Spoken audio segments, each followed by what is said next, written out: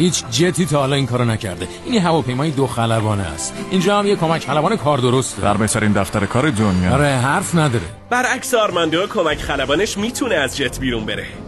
واسه من این نقطه ته دنیاه. با اینکه اون نمیتونه از پله ها پایین بیاد، ولی تو روز دهم من براش یه راه حل کوچیک پیدا کردم. دلش نزدیک بود در بخوره تو سرم. قضا بلا بود. 10 روز اخیر اوضاع چطور بود؟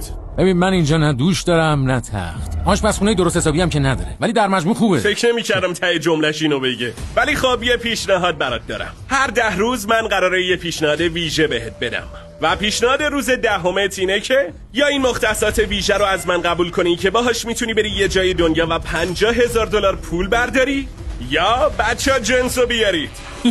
یه حموم سیار به جتت اضافه میکنم. من میگم قبل از اینکه تصمیم بگیری دوش جدیدتو ببین، و چون قراره جزوی از جتت باشه اگه وارد این اتاق بشی از بازی حذف نمیشی. اوه جون آقا خدایی خوب دوشه. تازه واسه موهای پرپشت شامپو هم گذاشتیم. آره تازه علاوه بر دوش و شامپو اینجا یه فضایی داره که میتونم توش وایسم. واقعا مرکز. وقتشه تصمیمتو بگیری. این دوش برای 90 روز آینده یا $50,000 پول. کدومو میخوای؟ این که 90 روز دوش داشته باشم عالیه، ولی پول نقدم دوش دارم. جدی؟